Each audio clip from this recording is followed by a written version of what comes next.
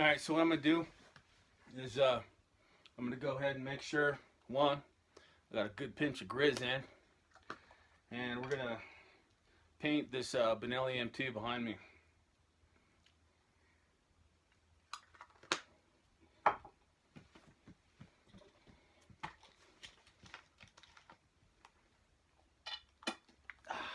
Alright, so monster.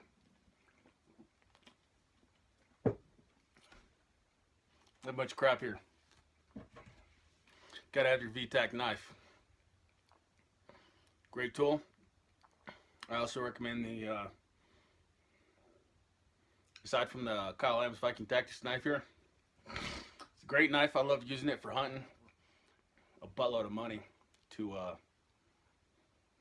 get a name brand. You just want to ensure that you get good glass, so check your reviews. So anyways, onto the M2. So we got this Benelli M2. First thing I'm going to do is ensure right here I don't see red. Red, you're dead. Weapons on safe. Next thing I'm going to do, I'm going to flip it over and I'm going to do a chamber, magazine, bolt face check with my finger to ensure that the weapon's clear. Alright. Feed ramp that you got on these things. Typically, Benelli comes with a U-shaped ramp there that really likes to eat your thumbnails up and just crushes you.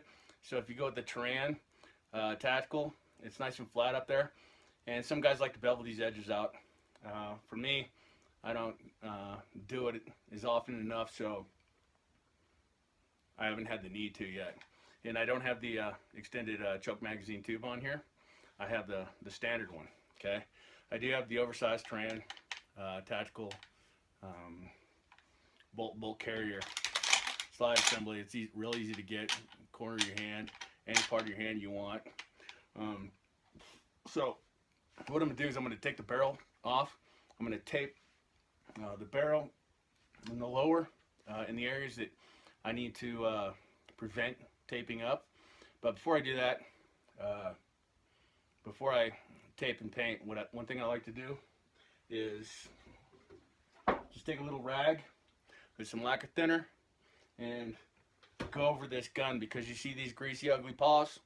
Well, it's putting fingerprints and oils all over my gun, and it's going to prevent the paint from sticking well. What I'm going to do, after I make sure my weapon's taped, I'm going to take my barrel nut, ring, cover, whatever you want to call it, off. Set that aside.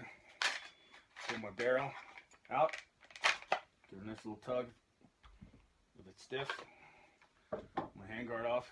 Now this is my barrel, and it's got this long rod up there that's with the fibered optic in that allows you to get that quick pickup when you're hunting.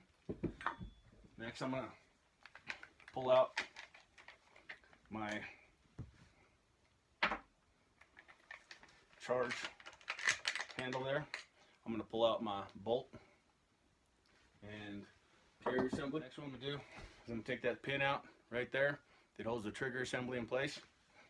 I just take a Allen wrench, something along those lines, force it through, make sure it comes all the way out, keep my parts nice and organized. What I'm going to do is pull my trigger assembly out. So, I've set those parts aside. These are the 4 components that I'm going to be painting. So I have my lower receiver, buttstock, I have my handguard, have my barrel assembly, and my barrel nut, ring, cap, whatever you want to call it.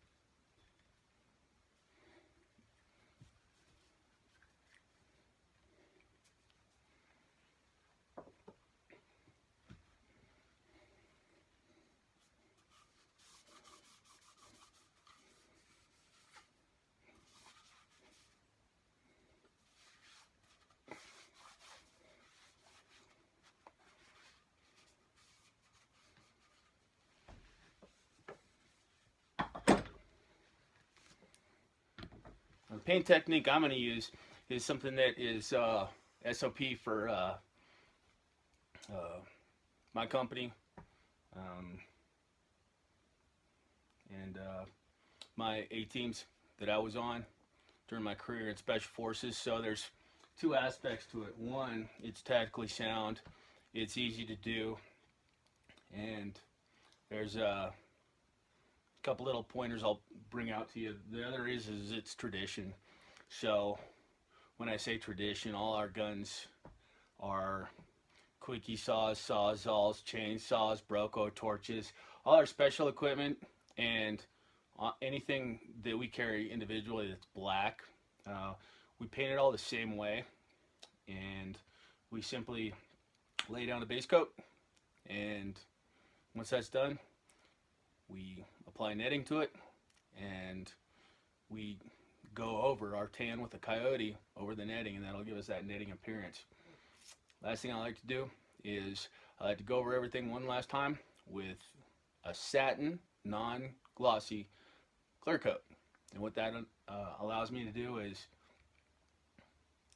manipulate my gun, touch it, bump it, and what happens is the clear coat gets scraped, scratched, chipped, and it helps preserve the color on the gun.